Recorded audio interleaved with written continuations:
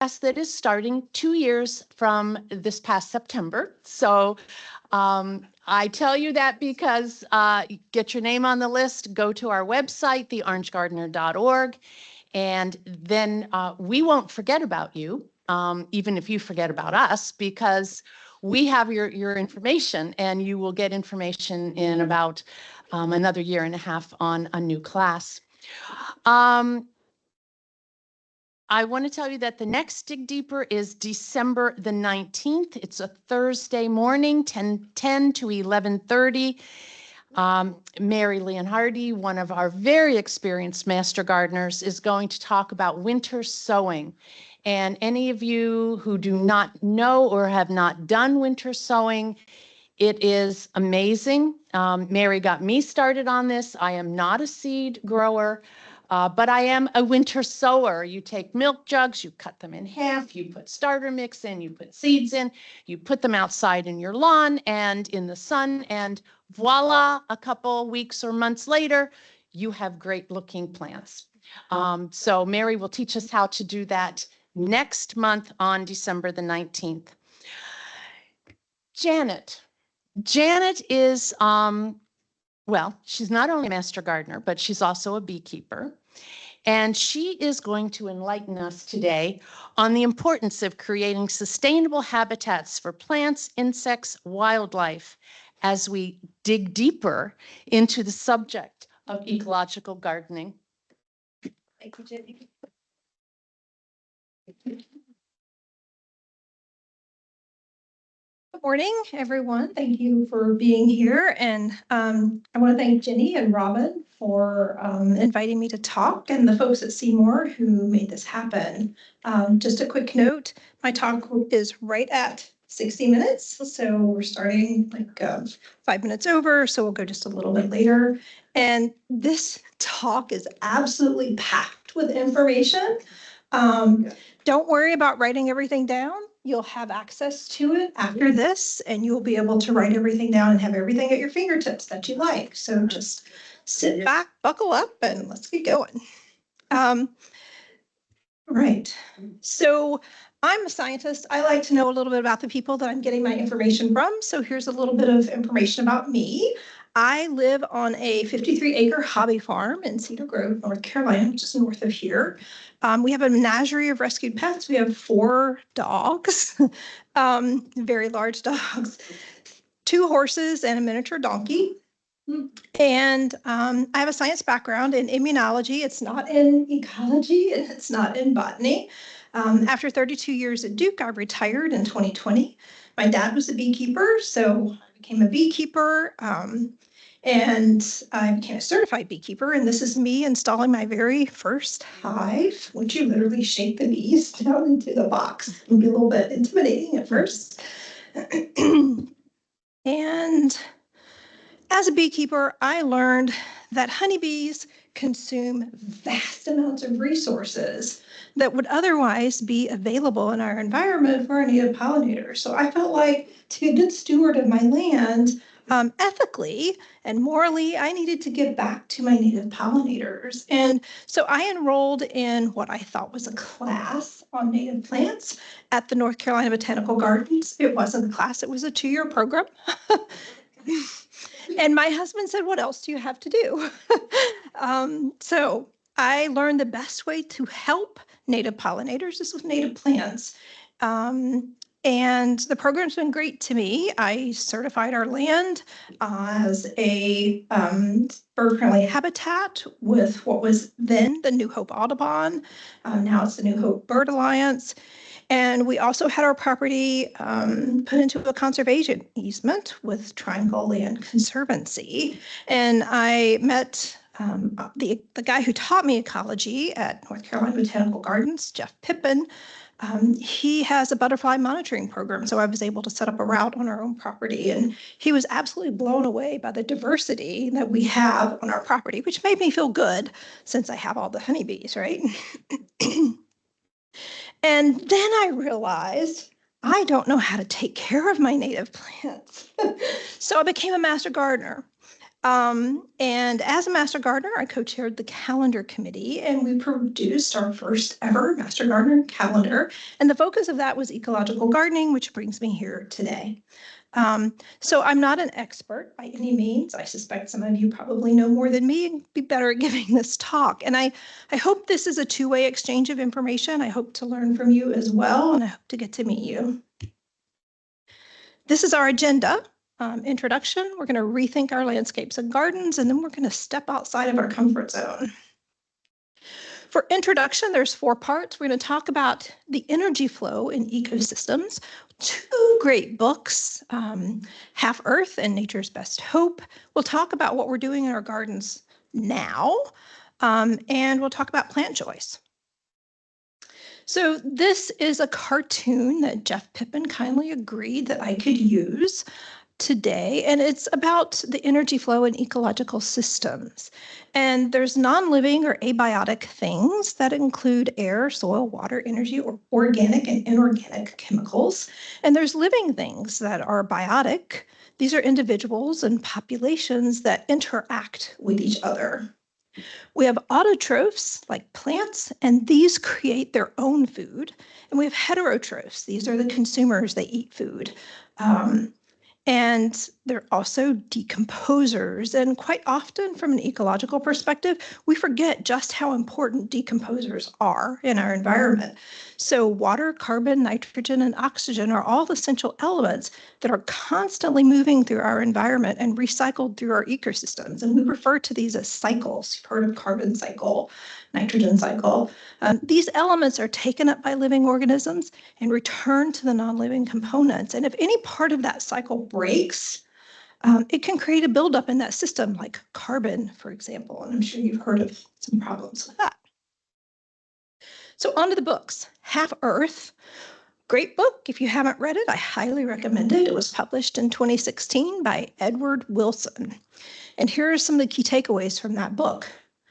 The first thing should shock everyone in this room. Since 1970, we have lost 69% of our biodiversity worldwide. That's everything. Animals, insects, absolutely everything. These statistics are from 2016. This has been since 1970. There's several years since 2016, almost a decade. I'm sure it's greater than 70 now. This is not sustainable. So human-derived environmental crises such as habitat loss, use of pesticides, climate change, these are all accelerating this loss of biodiversity and collapsing our critical ecosystems. And if humans take all of the land and all of the resources, there's not going to be anything left for our food web. And this food web is what sustains all life on Earth, including ourselves. So he proposed a solution, and that is that we must preserve half of the Earth, hence the title, to maintain our essential ecosystems. And it's absolutely imperative if we do this that we coexist with wildlife. We can't afford to think of wildlife as being somewhere else anymore. It has to be in our own backyards. The one thing that he didn't do in his book is give us a solution. Right? There was no roadmap for how to do this and how to make it happen. So that's where our next book comes in. And this is Nature's Best Hope, a new approach to conservation that starts in your yard. It is a recipe for how to make this happen. And in this book, published in 2019 by Doug Tallamy, he laid down the law and gave us a solution. So the law of physics, we have one planet, and that planet has finite resources. In terms of land and water, we're not getting any more. We have what we have, and we need to make the best of it. Agriculture already takes up half of the land on planet Earth. So that leaves a quarter of the land for us and the animals to share. 83% of the land in the US is privately owned. And when Dr. Tallamy realized this, that was an aha moment for him. So he thought about what could we do as a recipe to actually change things in our world. And he came up with, we have to restore what we have lost in terms of the interactions of plants and animals that used to be on our land. And we are all linked. That was another key part of what he was saying in his book. So my backyard connects to someone else's backyard, connects to a community, and that community can be used to create a wildlife corridor. And these wildlife corridors you can think of as every yard is a potential habitat, and every homeowner is a potential conservationist. And he coined this term homegrown national park. So instead of just national parks that are public lands that are set aside, we're actually going to use this 85% of our privately owned land and create a park with it. And he said there's 4 key things that every landowner needs to do: have a functional food web, manage your watershed, sequester carbon, and remove invasive plants. So let's take a look at where we are now with our gardens. There's a lot of different garden options out there. The 2 most common types of gardens are focused on food and flowers throughout many decades.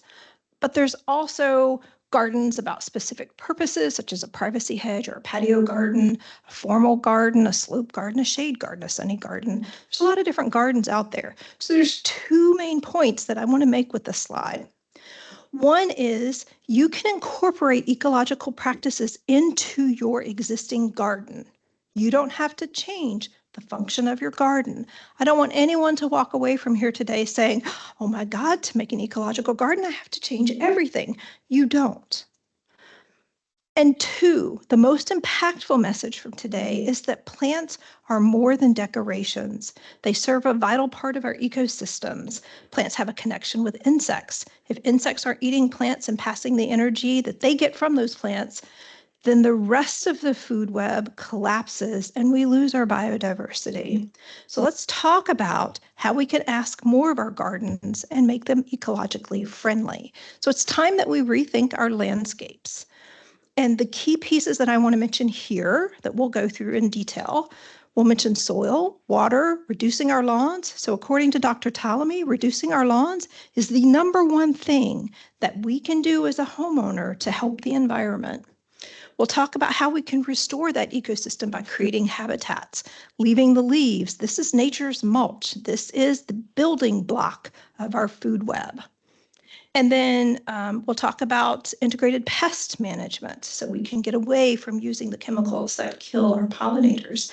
And the last important piece that Dr. Ptolemy mentioned as a key is remove invasive plants. And unfortunately, I don't have a lot of time today to cover all of that, but I want to point out that that is an incredibly important aspect of things that we need to practice on our own land. Because if we have invasive plants taking over, we don't have room for the native plants that we need to put into our gardens. Okay, we're going to dig deeper into soil health. So in order to bring back our yards, back to nature, we need to first bring life back into our soil. And here's some simple practices that we can use to improve soil health so we can incorporate organic matter. And I want you to know, leaving your leaves, here's a little pamphlet that was out front today, right, is the most important thing that you can use as a mulch in your garden because it's filled with life. And it's life that's local to your ecosystems.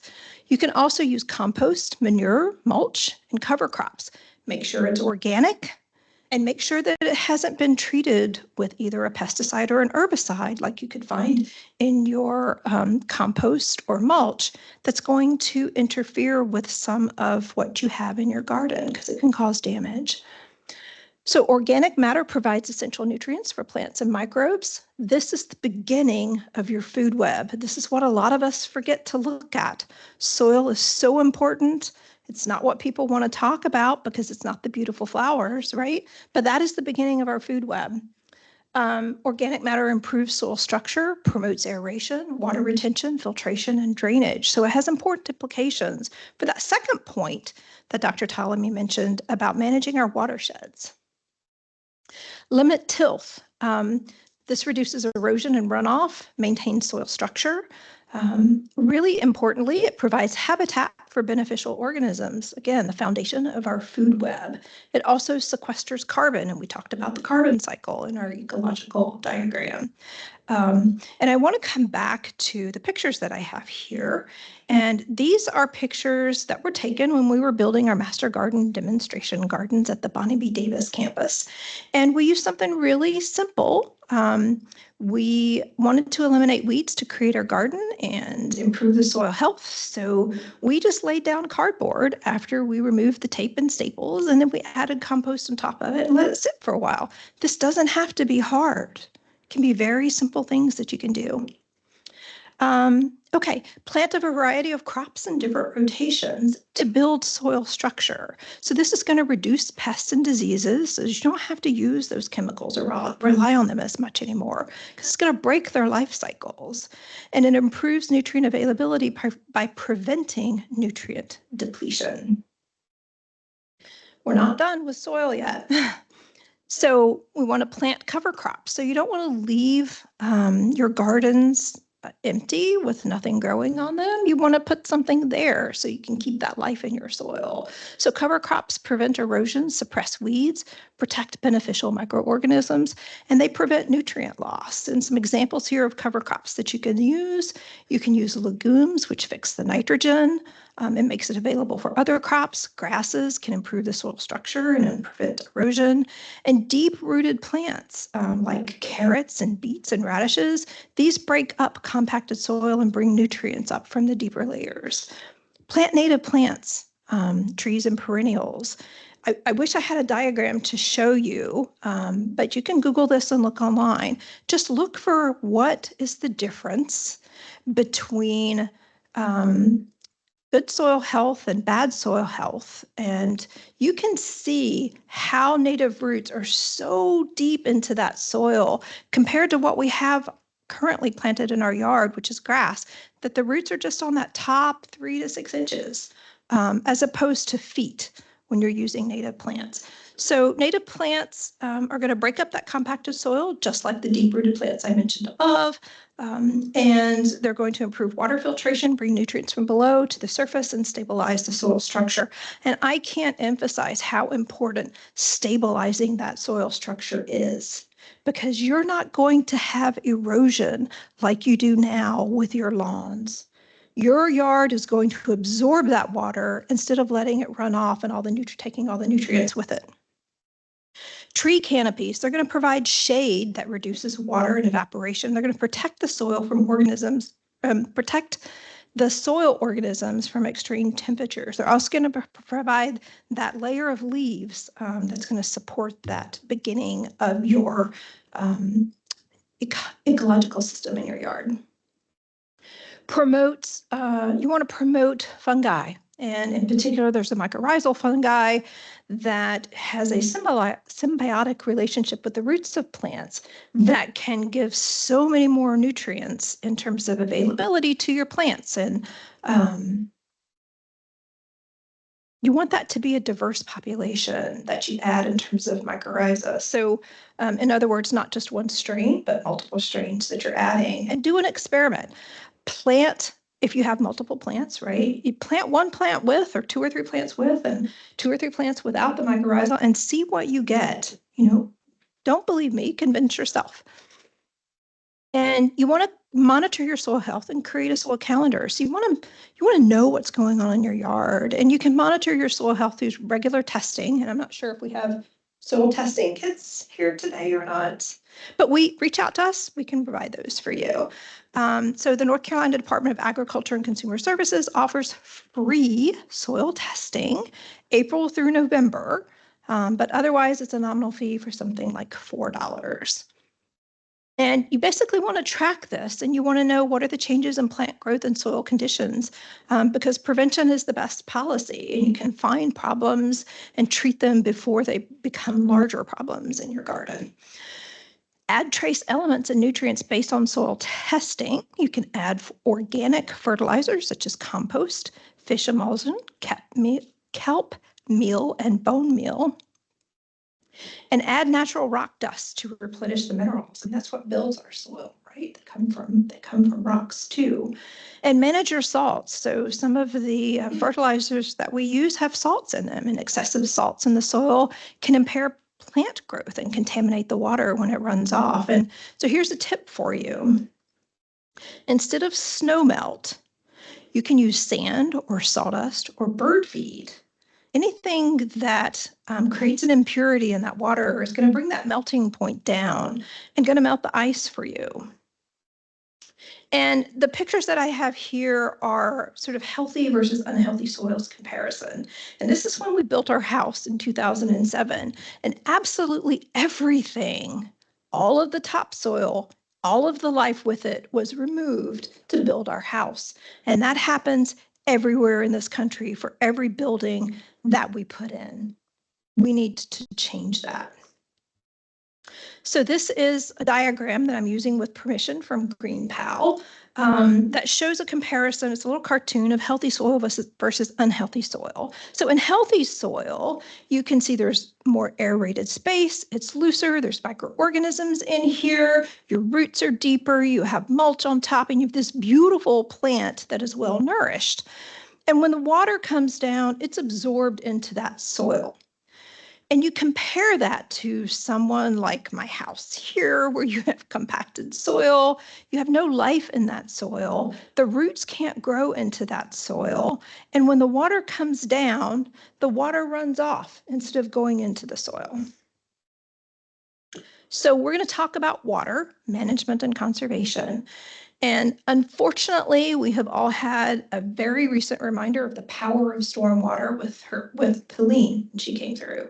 And we also know as climate change and global warming intensifies, we're going to have bigger storms and more problems. So it's really important that we manage our water flow. And so here's some strategies for how we can do that.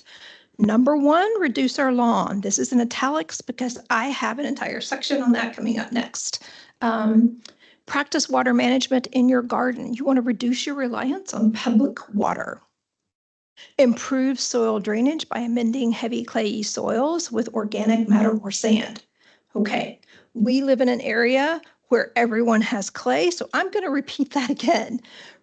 Improve soil drainage by amending heavy clayey soils with organic matter or sand.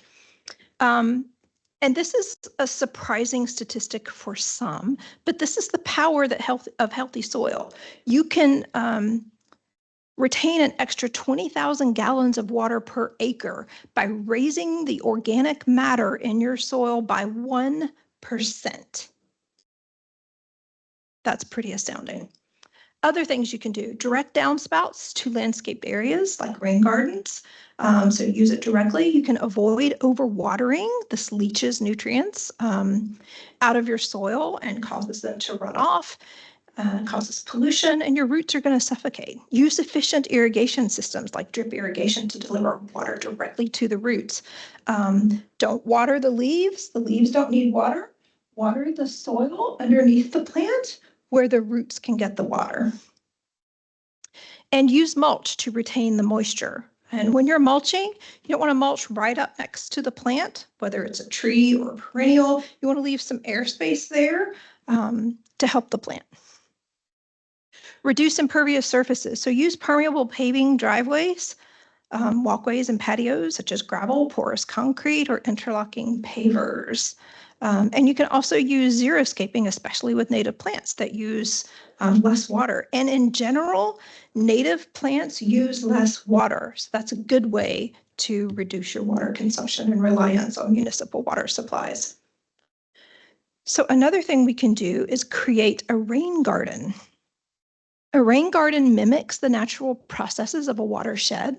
It's a depressed area that absorbs and filters water from rooftops, driveways, and other hard surfaces, and designed for smaller volumes of water that would come from yards, parking lots, and urban spaces. And the benefits are it reduces stormwater runoff. By capturing the water and allowing it to slowly infiltrate the soil, it improves water quality by filtering out the pollutants and prevents them from entering into local waterways. And it increases biodiversity by creating habitat for pollinators and other wildlife. I have some plant suggestions. As I go through here, I'll have plant suggestions. I'm not going to read all of these because I want to save the time. It will be in the information and you'll have access to that. But if you have questions specifically, you can stop me and I'll answer them. And here's a tip. After you have a heavy rain, take a walk around your yard and take a look at what's happening. Do you have areas where the stormwater is pooling? That's a great place for a rain garden. And do you have water running off? And, just take note of this and see if you can address it in the future. Okay, here comes the lawns. I promised this was coming. So the number one thing that we can do as homeowners with our land is to restore the local ecology by reducing our lawn and making it an ecological system that supports life in your yard. So across the US, we have large swaths of lawns, and their only purpose is to look pretty. This is that simple for some people. Biologically speaking, ecologically speaking, lawns are dead spaces. They don't support our life and our food web. Unless you're a Japanese beetle and where their larvae live and reproduce, and they love it. Lawns consume vast amounts of resources and come in at an extremely high price. A third of our nation's public water goes into residential outdoor use. Gas-powered equipment produces approximately 5% of the air pollution. 46 million pounds of pesticides are used for domestic yard care. People that are treating their yards with pesticides rarely know how to properly treat their yards with pesticides. And as a result, homeowners use way more pesticide than farmers in this country. $56 billion annually is spent on lawn care. And to put this in perspective, that's equivalent to the entire National Institutes of Health budget for 2024. So where are our priorities? Dr. Ptolemy's suggestions as a starting point, reduce the lawn by half and give it purpose. And then replace that lost lawn with native plants, specifically keystone species. It's no longer enough to say put a native plant in there. You need a keystone species. And a keystone species is something that is going to support more life than other types of native plants. And I have a slide later on or two on keystone species. If you have a lawn, what can you do with that? Give it purpose. Don't have a lawn just for the sake of having a lawn. Purposes can be pets, children, an outside living area, a walkway through the garden that you're going to have in your yard. If you're going to mow, do some reconnaissance, scout out around your lawn, look for nests of rabbits or other things, look for turtles. You don't want to damage those when you're mowing your lawn. I certainly have unfortunately gone over a nest of rabbits and was able to contact a wildlife group and find them a home. Mow during the middle of the day when things are least active. So you're less likely to cut down some of the pollinators in your yard and beneficial insects, and set the mower blades 3 inches or higher. So you're leaving that space for some of your native pollinators. And then practice no mow May. And if you haven't heard about this movement, it basically means don't start mowing your lawn at the beginning of the season until after those insects and your beneficials have had time to emerge from that year. What are some lawn alternatives that you can use? Depends on the purpose, right? Do you just want to walk on them or do you want something to look at? So things that you can walk on, ground covers like perennials and herbs. There's native varieties of these that you can use. Cover your lawns with things like white clover. I have an example in the background here of our pasture that was clover. Excuse me. And you can use moss. So moss is something that more and more people are starting to use, becoming more popular. It thrives in shade, on hillsides, and in clay soils. And those are notoriously difficult places to garden. And here's the rub. 12 square meters of moss absorbs more carbon than 275 mature trees. This is a powerhouse for sequestering carbon. It goes dormant during long dry spells. We have those in the summer. And then as soon as it gets a rain, it comes right back. Things you can walk around: wildflower meadows, no-mow naturalized areas, permaculture, edible landscapes, xeriscaping, again with native plants, where you have drought-tolerant varieties that you're selecting, and other native plant gardens like rain gardens, pollinator gardens, and bird gardens. And so I'm going to talk about pollinator gardens and bird gardens next. So it's important to protect our pollinators, not just in general, but everywhere. We don't want to just focus on them in a public park, in the public spaces, but we also want our private lands as well to be teeming with life from pollinators, because we have eliminated so much of their habitat from our world. And what are pollinators? Pollinators include honeybees, over 4,000 species of native bees, wasps, butterflies, moths, flies, beetles, hummingbirds, bats, small rodents, and sometimes humans. And the importance of pollinators. These are crucial for our ecosystems because they create biodiversity and represent a primary food source for many other species like birds. And they sustain plants through pollination, transferring the pollen between flowers, which enables fruit, seed, and plant growth. And today we're facing an insect apocalypse. Remember, we've lost 70% of them since 1970. And this is due to habitat loss, pesticide use, and climate change. And Albert Einstein once warned us, if bees disappeared, humans have 4 years left.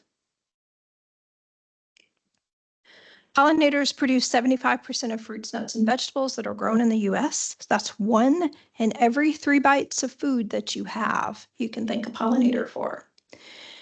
Even if you're a carnivore, livestock like cows depend on pollinated crops like clover and alfalfa.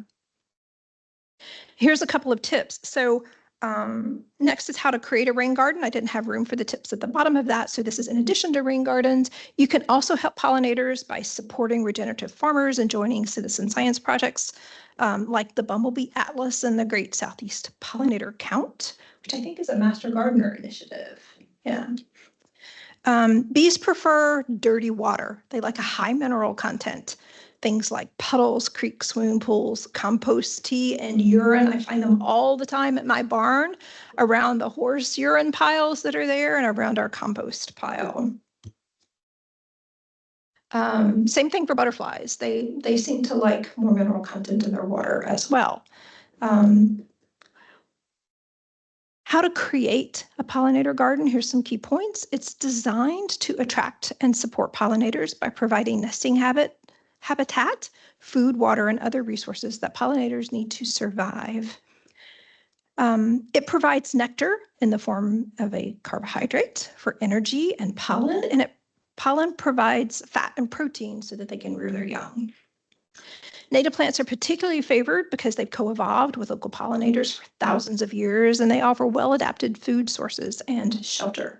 So when you're creating your pollinator garden, you want to plant your plants in groups of 3 or 5. So say you'll have 3 to 5 coneflowers together and then 3 to 5 asters together.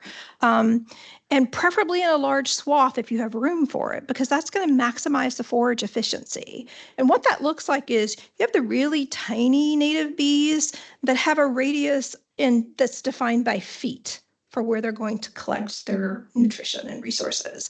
And then you have other pollinators like honeybees that have a radius that's defined in miles.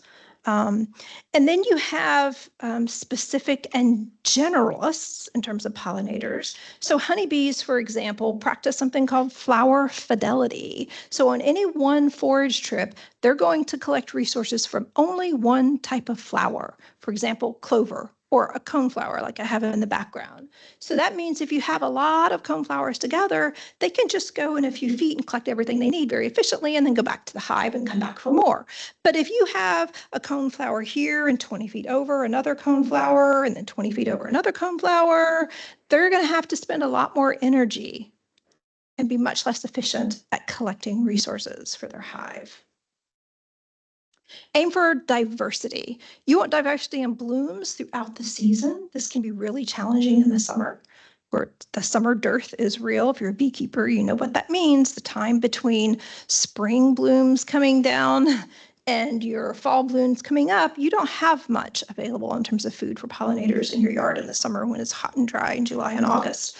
You want diversity in size and shape of flowers. So different pollinators and different stages of life in pollinators have different mouth parts. So think about the difference between a caterpillar that has chewing mouth parts and a butterfly that has sucking mouth parts. And the different sizes of bees, right? They're going to have large or small mouth parts. You want diversity of color as well. So bees are attracted to flowers that are white, yellow, and shades of blue. Hummingbirds prefer vibrant reds and oranges, and moths prefer white flowers that bloom at night. Avoid pesticides. Don't use them, of course. In addition to that, look for seeds and plants that are specifically grown without pesticides, especially the neonicotinoids. These are systemic pesticides, meaning they're absorbed by plants and transported throughout the plant, including to the pollen and the nectar. And this is where they can harm bees and butterflies and other flower visiting insects.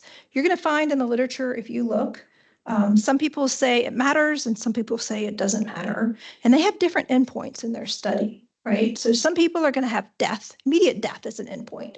This isn't something that kills them right away. This is something that does things like lower their immunity. And it takes a longer time and they're not as vital as the population. And so this is why you're getting some differences in the literature.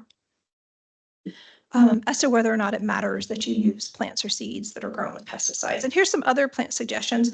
I'm going to call out specifically goldenrod and native willows because these are keystone species. Goldenrod supports 13 species of bees that can only rear their young on goldenrod. And likewise with native willows, there's 11 species that can only grow their young on willows. Information on bird gardening. So birds play diverse roles for humans and in the environment. And this underscores the interconnectedness of all living things, and it makes them a gateway for learning about nature. So a lot of people learn about nature by watching birds. Here's some of the roles that they play ecologically. They're pollinators like hummingbirds. They disperse seeds, which regenerates forests and landscapes. We have predators that control populations of small mammals, insects, and fish. Waterfowl filter the water for us while they're feeding. And scavengers are going to recycle nutrients. Again, you're down at the bottom of that food chain that we all tend to forget as being important. So don't knock the vultures when you see them, or the buzzards when you see them flying around. Economically, birds contribute specifically to agriculture through pest and weed control. Culturally, throughout history, birds have featured prominently in art, literature, and religion. Birds are also important biological indicators of the health of our environments. Think about the canary in the coal mine analogy. And yet, despite the enormous value that we attribute to birds, both in terms of the ecosystem and human culture, bird populations, just like everything else, is decreasing and facing significant declines due to habitat loss, climate change, and pollution. Here's some tips on creating a bird garden. Again, it's a good way to attract your feathered friends to your outdoor spaces. Use a hedgerow if you have space. It's a great option for bird gardens because it provides safe spaces inside that hedge for birds, and then it's easily accessible and easy to escape from on the outside edges. The key, of course, is native plants. Native trees like oaks. Oaks is another keystone species. It is the #1 keystone species for our area. It attracts insects, a crucial protein source for bird species during the breeding season. Here's an example. It takes 10,000 caterpillars to raise one family of chickadees. That's 600 caterpillars a day. Multiply that times all of the different families of chickadees, all of the different types of birds in your yards, and all of the yards that we have together in our community. And that is a lot of caterpillars we need to be supporting in our community gardens. Incorporate water sources for your hydration. So unlike bees, birds like clean water, so keep it clean. Install bird houses for for nesting and shelter, resting too, I'm sure, and keep them clean. Avoid pesticides. Again, same as with bees, you also want to avoid treating treated mulch, seeds for planting, as well as plants. Here's some more suggestions for bird gardens in terms of plants and some tips. So once you've established your bird garden, consider certifying your yard as a bird-friendly habitat for the New Hope Bird Alliance. You can get on the Homegrown National Park map. Again, that comes back to Dr. Ptolemy. And you can use Merlin to identify your birds by sound and eBird to report the birds that you find in your yard. And this is going to contribute to scientists that are really looking closely at changes that we're seeing in bird populations locally and through their migrations. And other ways you can help. Each of these are phenomenal ways that you can help and really easy to do. Keep cats indoors. Cats kill millions of birds every year. Prevent window strikes. So there's films that you can put on your windows. It's not going to be a problem for what you see out your window, but it's going to let the birds know that there's a window there and not a space that it can fly through, because these bird strikes kill millions of birds every year. And reduce your light pollution during migration. So the calendar has a section on what is dark sky. I didn't include that here, but birds need dark skies to migrate, and that's twice a year for our area in May and April. So let's talk about keystone plants. And if you want to know what are the keystone plants in your area, the National Wildlife Federation has comprised a list for us by region. I don't expect you to read this. You can type in the words in a Google search, National Wildlife Federation Keystone Native Plant Species, and it's going to give you the list on this page and the two lists on the next page that I'll show you. Or you can watch this again from the recording and get the information from there. So incorporate native plants with intention. Learn how local wildlife and insects use the native plants in their life cycles to guide you in what to plant and where to plant it. Not all natives are created equal. This is where the concept of keystone plants comes in. Only 5% of native plants make about 75% of the food for wildlife. So these are the keystone plants. Many species depend on keystone plants to complete their life cycle, such as 96% of our terrestrial birds rely on insects supported by keystone plants. Oaks are the #1 keystone plant in our area. They support more than 400 species of caterpillars that depend on them to complete their life cycle. The National Wildlife Federation worked with Dr. Ptolemy to identify the keystone host plants that feed young caterpillars for approximately 90% of our butterflies and moths. That's the list that is here. Again, by Googling the same thing, you're going to hit this. And they also worked with conservationist Gerald Fowler to identify native host plants for pollen specialist bees, plants that feed specialist bees who eat only pollen from specific plants. These keystone plants are going to feed both specialist and generalist bees. So how do you use this information about keystone plants? Plant the keystone plants first. So according to Dr. Ptolemy, you do this, you get the biggest biological bang for your buck. If you can only plant one tree in your yard, plant an oak or a willow. If you can only plant one small tree in your yard, plant a plum or an apple. If you can only plant one shrub in your yard, plant native blackberries or blueberries. If you can only plant one plant, plant a sunflower, goldenrod, or aster. If your pollinator is at a desert out there, your one plant can make the difference of life or death for one butterfly that is on its migration. It can sustain it from your plant to the next plant that it finds along its journey. So as master gardeners, we have a saying that is called right plant, right place. And what that means is once you have this list of plant options for your general area, you need to know specifically what's going to work in your yard, meaning your microenvironment, which is the specific conditions defined by light and moisture, slope, all kinds of other things. So we've created this amazing tool to help you with that. And it's called the Plant Toolbox. Here is the address for you. Here's the home page. This information here, I've circled it because I know you can't read it. It's called Find a Plant. It's going to change the menu options that you see down below here on the left side. I've highlighted them here. Under Find a Plant, under Landscapes, there's a landscape theme option.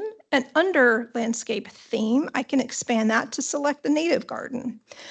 Under culture conditions, I can expand that to select full sun. So there's a lot of different options for you to use in this particular tool, and I really encourage you to take advantage of that. Last thing on planting, again from Dr. Ptolemy, plant in 3D. And what that means is if you're going to plant a tree, you want to mimic nature. You don't just plant a tree. You plant layers underneath and around that tree. You plant understory trees, shrubs, perennials, ground covers. You add mulch. Again, the tip on leaving the leaves here. Don't do this, do this. Leave the leaves. I'm adding and stems because there's new data coming out that our native pollinators actually use stems to reproduce. And if you're throwing out those stems, you're throwing out your native pollinators as well. So here's some important reasons for leaving your leaves.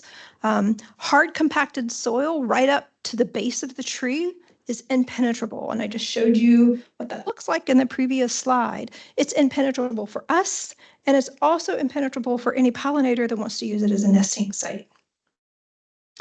So leaving your leaves supports the fungi. We talked about that, and the decomposers.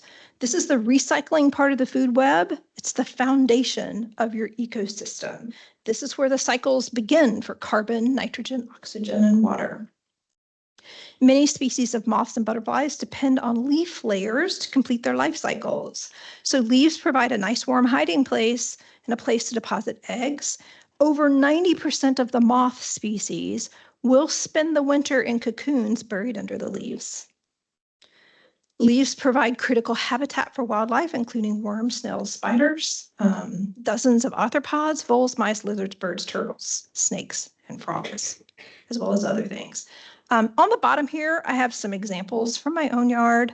And this beautiful aqua-colored guy here that can look a little bit scary is called a hickory horn devil that I found in our conserved forest behind our house. And he depends on the leaves for survival.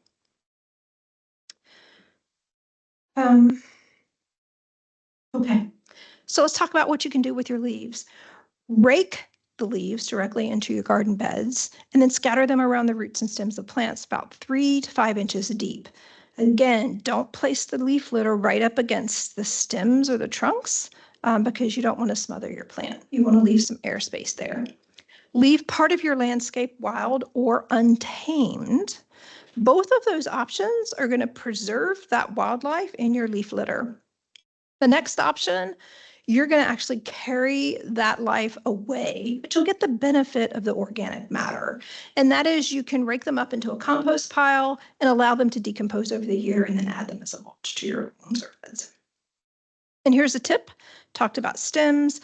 The native bees are going to raise their young and overwinter in these spent stems, especially on perennials and native grasses. If you don't want to leave them in your yard, you can actually gather them up and move them to a space that's not as obvious as your garden. And just know that you've moved them out of your garden means you're moving your insects out as well. Integrated pest management. We're all going to have pests in our yard at some point, and we need methods to deal with this. But how can we do this in an ecologically manner? So the goal of integrated pest management, or IPM, is to keep pests and diseases in check using environmentally friendly methods while minimizing the harm on non-target organisms like pollinators. So that means it's going to be important for you to learn and identify which insects are going to be beneficial and which ones are harmful in your gardens. So you can accomplish, so the components of IPM is a combination of management practices, physical tools, biological tools, and chemical tools. And it creates conditions that are less favorable for pests and diseases by breaking their life cycles. So it's okay, I want you to know, it's okay to have slightly eaten plants.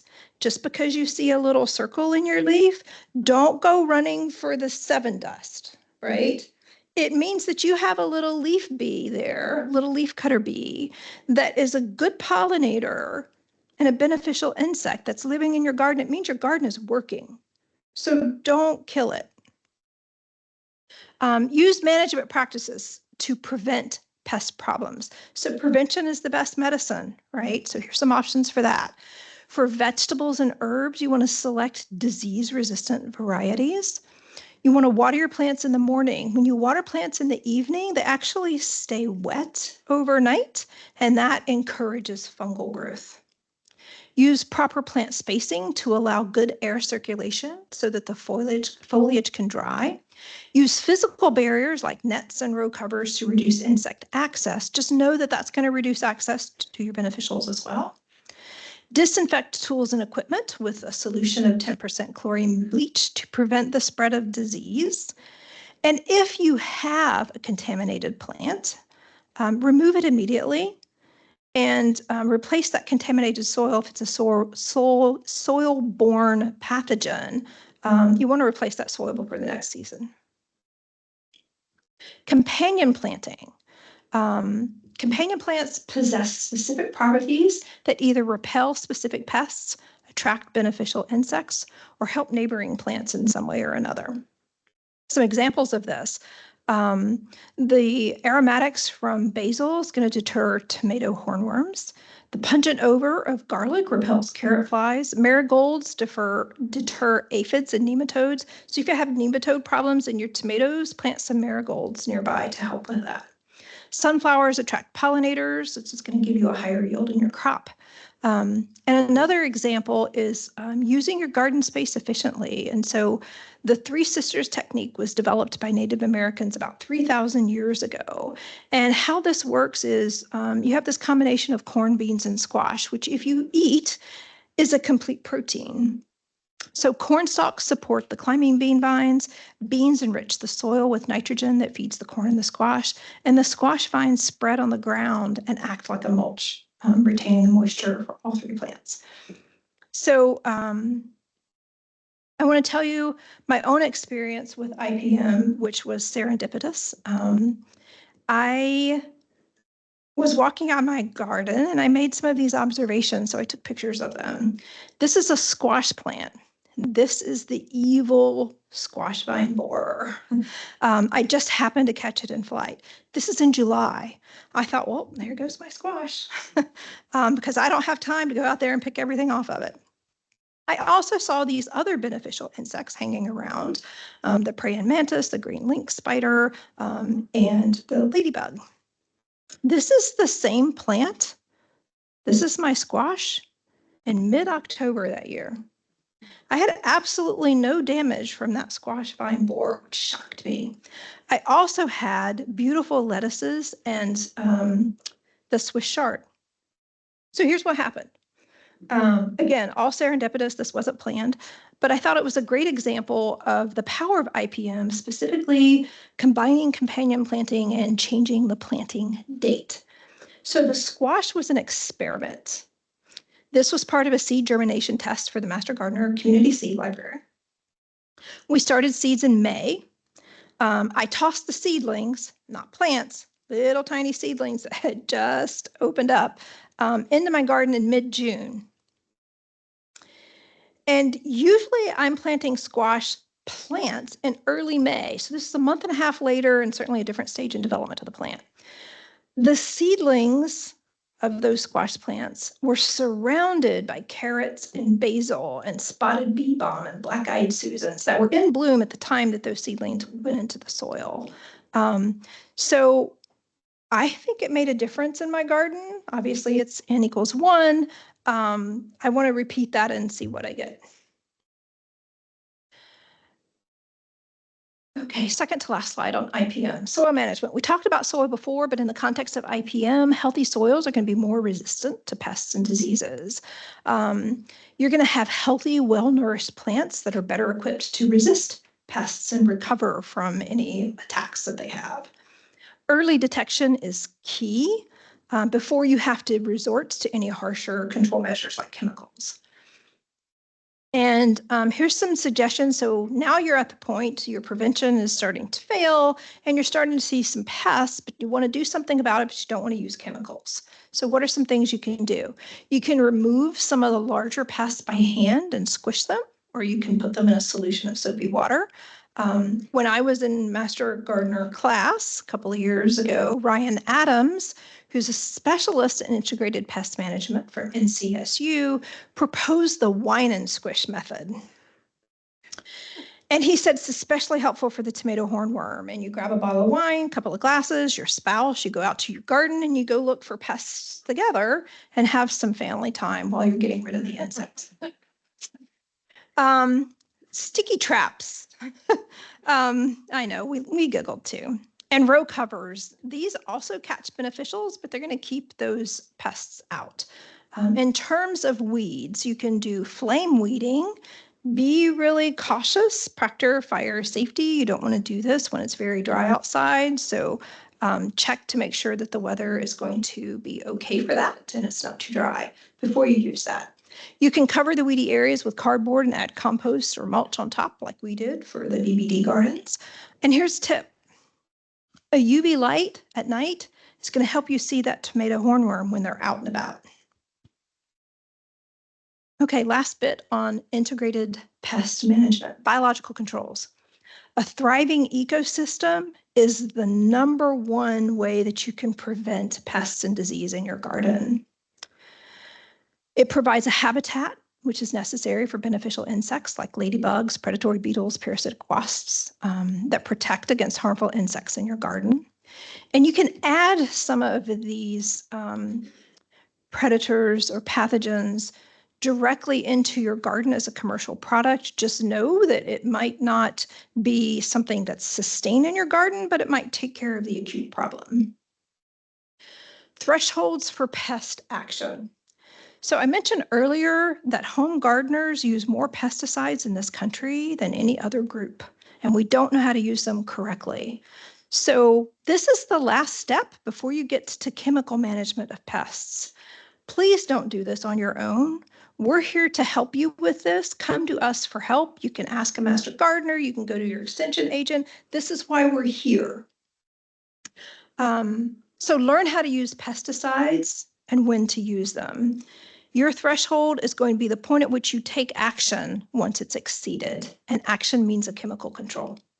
So let's talk about the chemical controls. This is a last resort. Use organic chemical pesticides only when necessary, and the absolute smallest amount to get the job done. Use targeted applications of insecticidal soaps and horticultural oils to remove soft-bodied insects. Spot treat only affected plants.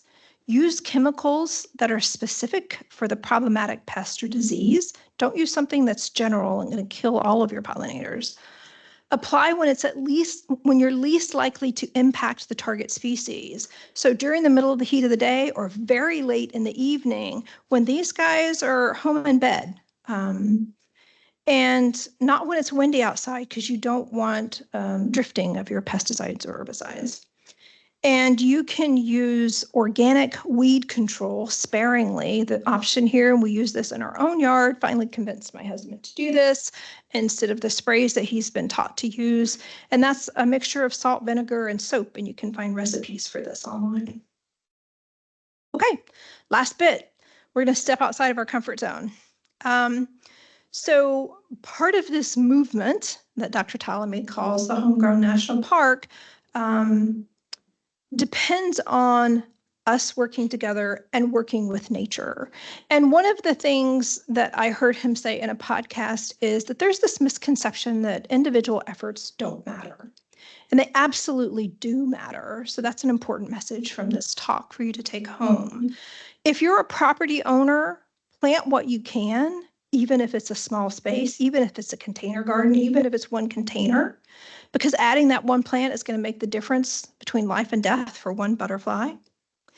It's about connectivity. Your property connects to another property that connects to the neighborhood, that connects to a larger community. That's part of this corridor that we're creating for wildlife.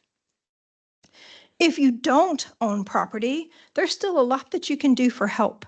You can help your neighbor's garden. You can volunteer in your neighborhood. You can lead an effort to create a pollinator or rain garden. You can volunteer in a community garden, and you can become an ambassador and spread the word. So everyone, for this to work, Absolutely everyone needs to become a champion and an ambassador of the movement. So there's a solution that's possible. It requires that we work together and that we work with nature. So make the change in your yard to support a vital ecosystem and share your journey with your neighbors and friends to encourage them to do the same. A little bit on HOAs and planning boards. Get involved, get on board, and change the rules. Most of the rules against native plants are decades old, and they were created when nature was somewhere else. And now we need to bring it back to our own homes. Educate members of the board that native plants can be beautiful and why we need them, because no one's going to act until they understand the importance. And then another thing that Dr. Talani mentioned is critical mass. If we can get enough people on board, we're going to reach a point. And at that point, people who don't necessarily believe in the message are going to start getting on board because they want to do what everybody else is doing. And you're keeping up with the Joneses there. So this is my last informational slide. Now you've got your garden. What are you going to do? Enjoy it with purpose. Everything here has a purpose, right? This is your garden. Make it count. You don't have to change the focus of your garden, but make it ecologically functional. Use your senses and note how your garden changes through the seasons. Really look at the flowers in your garden. Ask yourself, what colors do you see? What shapes? What sizes? How many different pollinators do you see and that you can find on your landscape? Take a deep breath. What do you smell? Some pollinators rely on certain types of smell, and they're not all good. Close your eyes, and what do you hear? You should hear buzzing and birds. If you don't, then something's not right. Ask yourself what's missing with all of that data that you've just collected with all of your senses. If you don't have monarchs, plant milkweed. Can't talk today. If you don't have zebra swallowtails, plant a pawpaw tree. It's his host plant. If you don't have ground nesting bees, make some room for some open soil in your garden so that they can have a place to build a home. Count fireflies. If you don't see fireflies, do you see leaf litter? Firefly larvae take up to 2 years to grow in the leaf litter. So if you remove that leaf litter, you've removed your fireflies. So leave your leaves and see if they return in 2 to 4 years. How many bird species do you use? Can you identify different bird species in your yard, different times of year? If you're going to go out and look for birds, morning is best because in the heat of the day, they're taking a little rest. How do things change across the season in terms of birds you're seeing? Again, I mentioned some apps earlier about Merlin and eBird that you can use. I love having coffee on my porch in the morning with Merlin going and seeing how many birds pop up. The other thing you can do is engage in citizen science projects. So this is going to help the people that are really looking closely at what's happening locally to the ecology and some key species that they're monitoring, and you can help with that. They've designed it so you can have a little app on your phone to document all of this for them, and it goes right into their databases. Nature's Notebook is a really great one. I didn't mention phenology. It's by the National Phenology Network. You do need to know about phenology. There's a whole section of it on the calendar. Phenology is the seasonality of things and how they change over time. And why does that matter? Well, we discussed how native pollinators in our area depend on native plants to complete their life cycle. Some pollinators, like ground nesting bees, use warming of the soil as an environmental trigger in the spring to know when to emerge.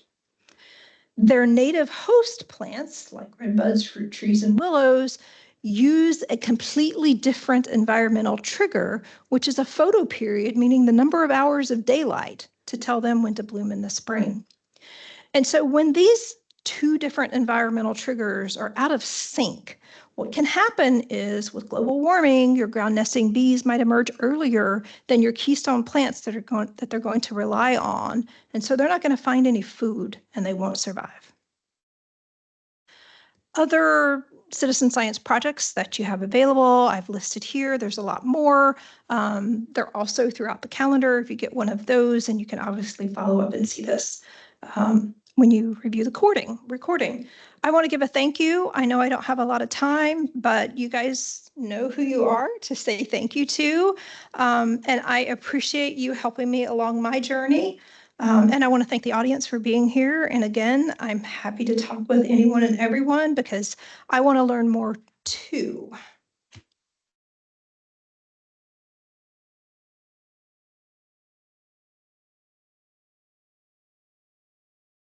So I'll open the floor up for questions and sharing your ecological experiences. Yeah. So the cardboard and the mulch and the compost, did you just leave it there till the cardboard completely broke down? Yeah, so when it rains, the cardboard breaks down and then you have your mulch on top and your soil gets nice and healthy and you come back in a few months and plant it. Super easy. No tilling. You just leave it. Yep. Yeah.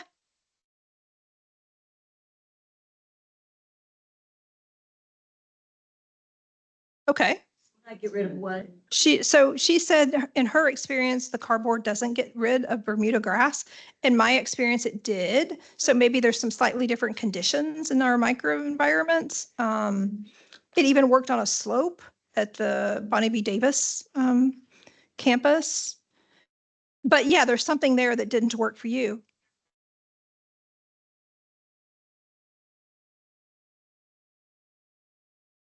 I see. Okay. Yeah. Yeah. One of the pests you didn't mention was deer. Yeah. So They just destroy everything. From just rubbing on plants and trees to eating everything to, so we haven't done a lot because they just kind of tear. Mhm. Other than planting fences. That's a great point that you made. So his point, if you didn't hear him, is the other pest I didn't mention, which is deer, and is a big problem in our area. So my suggestion is to go to the plant toolbox and you can select deer resistant to help you in your plant selection. That might help with some of the browsing that they do in your yard. I have the same problem. I planted a New Jersey tea and I found out really quickly why we don't have a lot of New Jersey tea in our area. But yeah, it is a big problem. I don't have a great solution for you, but if you find one, let us know because that would be something worth sharing. We burn a lot of firewood because we have an outside fire. Mhm.